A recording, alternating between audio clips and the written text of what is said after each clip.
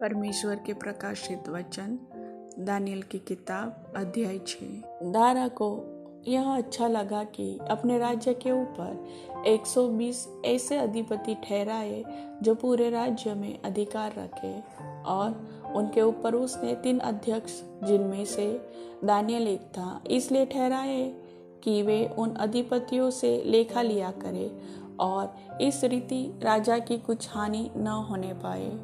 जब यह देखा गया कि दानियल में उत्तम आत्मा रहती है, तब उसको उन अध्यक्षों और अधिपतियों से अधिक प्रतिष्ठा मिली। वरन राजा यह भी सोचता था कि उसको सारे राज्य के ऊपर ठहराए। तब अध्यक्ष और अधिपति राजकार्य के विषय में दानियल के विरुद्ध दोष ढूंढने लगे, परंतु वह विश्वास योग्य था और उसके काम में कोई भूल या दोष न निकला, और वे ऐसा कोई अपराध या दोष न पा सके। तब वे लोग कहने लगे, हम उस दानियल के परमेश्वर की व्यवस्था को छोड़ और किसी विषय में उसके विरुद्ध कोई दोष न पा सके। तब वे अध्यक्ष और अधिपति राजा के पास उतावली से आए, उससे कहा, हे राजा दारा, तो युग युग जीवित रहे। राज्य के सारे अध्यक्षों ने और हाकिमों, अधिपतियों, न्यायियों और राज्यपालों ने आपस में सम्मति की है कि राजा ऐसी आज्ञा दे और ऐसी कड़ी आज्ञा निकाले कि 30 दिन तक जो कोई, हे राजा, तुझे छोड़ किसी और मनुष्य या देवता से विनती करे, वह सिंहों की मांद में डाल दिया जाए। इसलिए अब हे राजा, इसे आज्ञा दे और इस पत्र पर हस्ताक्षर कर, जिससे यह बात मादियों और फारसियों की अटल व्यवस्था के अनुसार अदल बदल न हो सके। तब दारा राजा ने उस आज्ञा पत्र पर हस्ताक्षर कर दिया। जब दानियल को मालूम हुआ कि उस पत्र पर हस्ताक्षर किया गया है, तब वह अपने घर में गया, जिसकी ऊपरी कोठरी की खिड़कियां यरूशलेम की ओर खुली रहती थी, और अपनी रीति के अनुसार जैसा वह दिन में 3 बार अपने परमेश्वर के सामने घुटने टेक कर प्रार्थना और धन्यवाद करता था, वैसा ही तब भी करता रहा। तब उन पुरुषों ने उतावली से आकर दानियल को अपने परमेश्वर के सामने विनती करते और गिड़गिड़ाते हुए पाया। तब वे राजा के पास जाकर उसकी राज आज्ञा के विषय में उससे कहने लगे, हे राजा, क्या तूने ऐसे आज्ञा पत्र पर हस्ताक्षर नहीं किया कि 30 दिन तक जो कोई तुझे छोड़ किसी मनुष्य या देवता से विनती करेगा, वह सिंहों की मांद में डाल दिया जाएगा? राजा ने उत्तर दिया, हाँ, मादियों और फारसियों की अटल व्यवस्था के अनुसार यह बात स्थिर है। तब उन्होंने राजा से कहा, यहूदी बंधुओं में से जो दानियल है, उसने, हे राजा, न तो तेरी और कुछ ध्यान दिया और न तेरे हस्ताक्षर किए हुए आज्ञा पत्र की ओर। वह दिन में 3 बार विनती किया करता है। यह वचन सुनकर राजा बहुत उदास हुआ और दानियल को बचाने के उपाय सोचने लगा, और सूर्य के अस्त होने तक उसको बचाने का यत्न करता रहा। तब वे पुरुष राजा के पास उतावली से आकर कहने लगे, हे राजा, यह जान रख कि मादियों और फारसियों में यह व्यवस्था है कि जो मनाही या आज्ञा राजा ठहराए, वह नहीं बदल सकती। तब राजा ने आज्ञा दी और दानियल लाकर सिंहों की मांद में डाल दिया गया।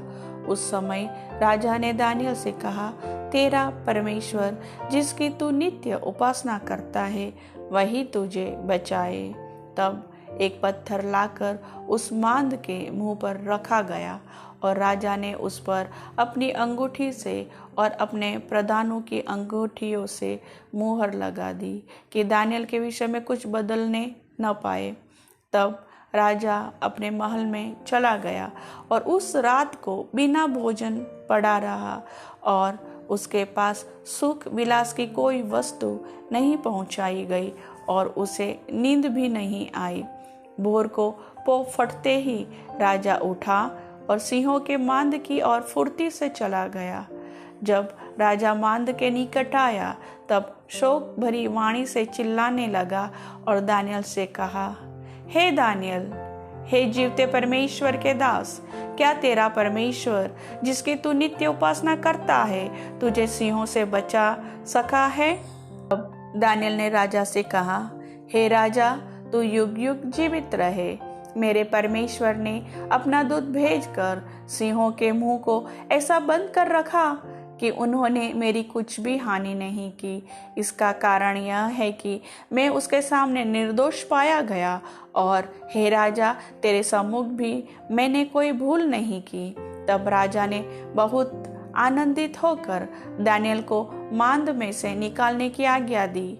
अतः दानियल मांद में से निकाला गया और उस पर हानि का कोई चिन्ह न पाया गया, क्योंकि वह अपने परमेश्वर पर विश्वास रखता था।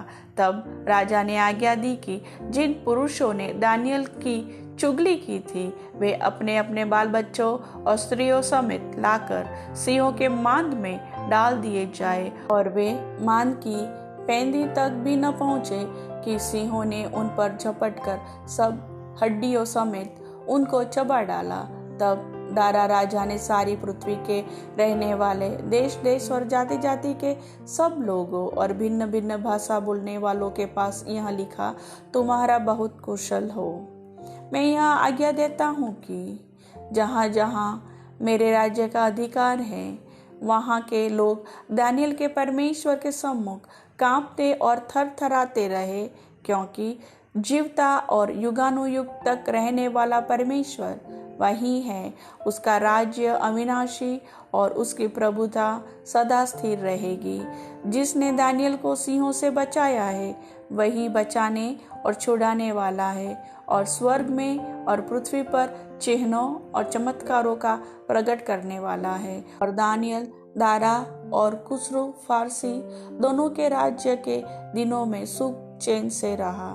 प्रभु वचन के सुनने वाले सभी भाई बहनों को आशीष दे। आमीन।